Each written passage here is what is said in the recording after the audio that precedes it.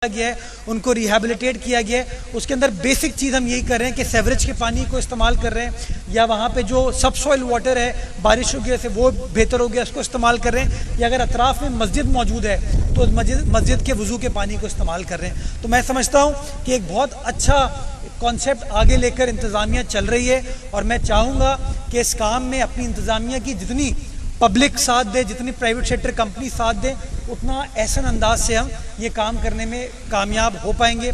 मुझे बताया गया है कि इस इलाके में इब्ने इंशा भी रहते थे, डॉक्टर अदीब रिजवी साहब भी रहते थे। मैं समझता हूँ ये एक बहुत अच्छा ट्रिब्यूट है उन बड़ी शख्सियात के हवाले से कि जिन्होंने माजी में इस मुल्क की आवाम की खिदमत के लिए काम किया है।